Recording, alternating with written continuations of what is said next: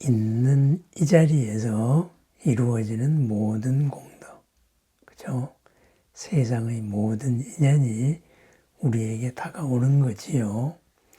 내가 어디를 간다, 어떤 상황을 만난다, 그것 또한 내가 간다 보다도 모든 상황을 내가 맞이하는 거지요. 새롭게 맞이하는 겁니다. 왜? 모든 인연을 맞이하는 내 마음은 항상 지금 이 자리에 있기 때문입니다. 지금 이 자리에서 시방의 모든 인연을 맞이하고 시방의 모든 인연에 연꽃을 피워내는 장면, 바로 묘음보살품에서도 새롭게 표현합니다. 이에 묘음보살이 자리에서 일어나지 아니하고 동요하지 않은 채 삼매에 들었습니다. 삼매의 힘으로 기사굴산의 설법하는 자리에서 멀지 않은 곳에 8만 4천이나 되는 보배꽃을 변화하여 만들었습니다. 염부당금으로 줄기가 되고 백은으로 잎이 되고 금강으로 꽃술이 되고 견숙과 보배로 꽃받침이 되었습니다. 사바세계 석가모니 부처님과 모든 보살님들을 찾아보겠다, 이렇게 생각을 하고 있는 그 자리에서 삼매에 들었죠. 선정에 들었습니다. 선정에 들어서 내가 사바세계로 가겠다. 그 순간에 이미 사바세계에 왔습니다.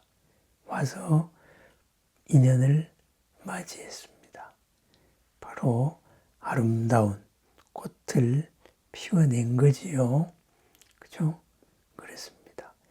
있는 그 자리에서 움직이지 아니하고 일어나지 아니하고 동요하지 않고 바로 왔습니다. 있는 그 자리에서 움직이면은 이렇게 올 수가 없습니다. 있는 그 자리에 속박된 마음이면 올 수가 없어요. 요즘에는 그렇게 얘기해요. 어떠한 속도도 빛의 속도를 능가할 수 없다. 이게 상대성 원리에서 말하는 거죠. 현대 물리학의 기본 골격입니다. 그죠? 그러면은 우리가 만약에 빛의 속도가 되면 어떡하느냐. 그죠? 우리가 빛의 속도, 우리가 빛이 되면 어떻게 될까? 한번 생각해 봅니다. 빛이 되는 순간에 바로 모든 거리가 사라집니다. 모든 시간이 사라집니다. 상대성 원리가 그렇습니다. 그래서 이것을 영화에서 인터스텔라 영화에서죠. 그죠? 바로 저 별에, 그죠? 5분 동안, 5분인지 1시간 동안 내려가 있었는데, 그런데 우주선으로 돌아와 보니까 23년 늙은 동료를 발견하게 된 거죠. 그죠? 그것은 왜냐? 블랙홀 옆에 중력이 아주 강했기 때문에 그 중력이 시간을 왜곡한 거죠. 그죠? 나는 1시간이었는데 이 사람은 바로 23년이 흘렀다.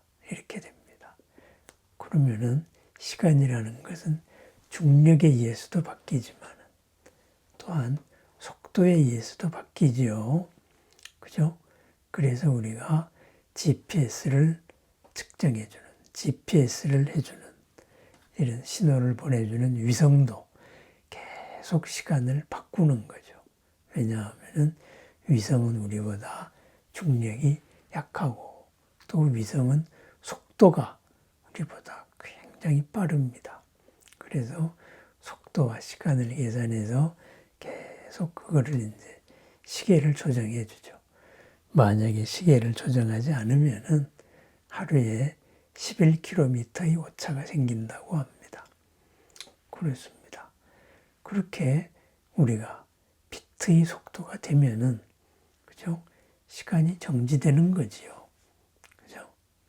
또한 공간도, 거리가 사라져 버립니다. 바로 시간도 없어지고 공간도 없어져서 비트의 빛 자체가 느끼기에는 바로 한순간에 가는 거죠. 그런데 우리같이 움직이는 이런 속도로 보면 그것이 수십만 년, 수백만 년의 시간이 된다. 이렇게 됩니다. 그렇습니다. 무엇에 걸려 있을 때 우리가 이런 중력이다, 속도다, 이런 상황에 걸려 있게 되면 우리는 움직이는데 속도가 있고 거리에 따라 가지고 한순간에 갈 수가 없습니다. 그런데 우리가 이런 중력이다, 아니면은 속도다, 이런 한계를 벗어나서 깊은 산매에 들었다. 그죠? 요즘으로 말하면은 빛이 된 거죠.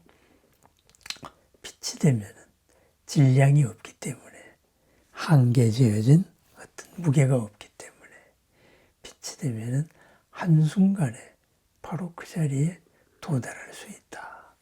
시간과 공간을 초월하는 거지요. 그런 얘기도 요즘 물리학에서는 이야기를 합니다. 우리가 산매에 든다, 이런다 그래서 꼭 그것을 이런 물리학이 증명한다, 이런 거는 아니지만은 우리가 아는 세상, 이런 것은 또한 그러한 속성도 있다. 그것을 옛날에 부처님도 말씀하셨지요. 세상은 어떻게 이루어졌느냐. 그죠? 우리들의 업이 모여서 이루어졌다. 업이 모여서 이루어진 이런 저런 시간과 공간의 공동체다. 그렇다면은 업의 밑바탕, 우리의 본래 마음, 이 마음으로 움직일 때, 그때에는 모든 한계를 초월할 수 있는 거죠. 뭐냐? 우리가 살고 있는 이 4차원보다 한 차원 더 높은, 그리고 몇 차원 더 높은 이런 데에서 지금 이 우리의 4차원을 바로 총괄할 수 있기 때문입니다. 그렇습니다. 이런 이제 어려운 얘기를 떠나서라도 우리는 지금 이 자리에서 내가 움직이지 않으면 어떻게 되느냐 한번 생각해 봅니다. 있는 이 자리에서 움직이지 않는다. 산매에 들어서 움직이지 않는다. 내 마음이 흔들림 없이 깨어 있는 거죠. 그럼 어떻게 될까요? 나에게 다가와서 시비를 거는 이런 움직이는 마음이 그대로 거울같이 비칠 뿐 그 움직이는 마음에 내가 따라가지 않습니다. 그럼 어떻게 될까요? 움직이는 마음으로 보는 그러한 것이 나는 다 보입니다. 무언가의 상황에 갇혀 있는 것이 다 보인다 이거죠. 저 웃음 속에 든 의미, 저 아름다운 말에 든 사연, 그죠?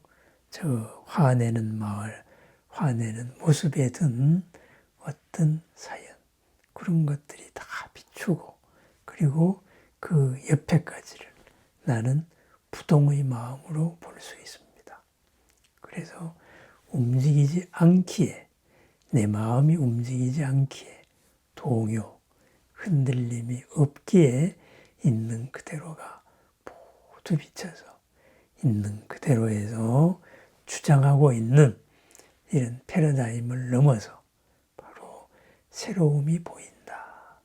그래서 그 새로움을, 인연을 이렇게 맞이하여서 새로움을 드러낸다. 그것이 뭐예요? 신통이죠. 예기치 않았던 신통. 그래서 바로 이 묘음보살, 세상의 모든 사연을, 그 사연에서 이러한 아름다움을 피어내는 이런 묘음보살도 그 자리에서 움직이지 아니하고 마음으로 바로 이 사바세계로 왔습니다. 와서, 그죠? 84,000, 그러니까 무수한 보배의 연꽃을 모두 다 피워냈습니다. 무슨 말이겠어요? 84,000 사연, 무수한 사연마다 모두 보배의 꽃을 피웠다. 그죠? 연부당금, 백은, 금강, 온갖 보배, 이런 곳으로서 피웠다. 최고의 아름다움을 피웠다. 모두를 즐겁게 했다. 바로 그런 말입니다. 이러한 것이 무엇으로 가능했을까요? 바로 부동의 그 삼매에서 가능했습니다. 흔들림이 있는 마음이었으면 상황 속에 갇히기 때문에, 그죠? 무게를 가지고, 속도를 가지고, 이러다가 보면은 한순간에 올 수도 없고, 또 이 자리에서, 그죠? 새 인연에서 뭔가를 그걸로서 피워내려니까 새롭게 시작을 해야 되는 생사를 겪어야 되지만 흔들림이 없는 본래의 마음 그대로이기 때문에 있는 그대로에 새롭게 걸림없이 반응할 수 있는 거죠. 상대방의 패러다임에 휩쓸리지 않는 거죠. 그죠? 이런 사람에게 저런 즐거움을 준다.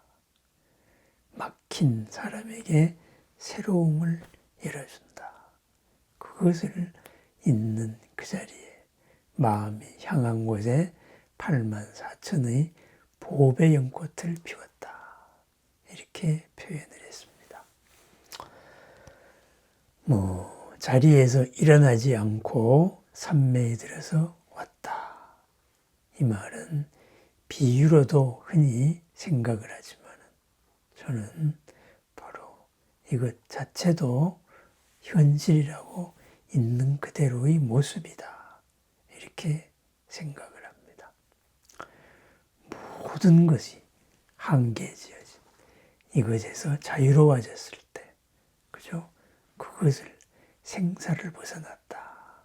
이렇게 말하죠.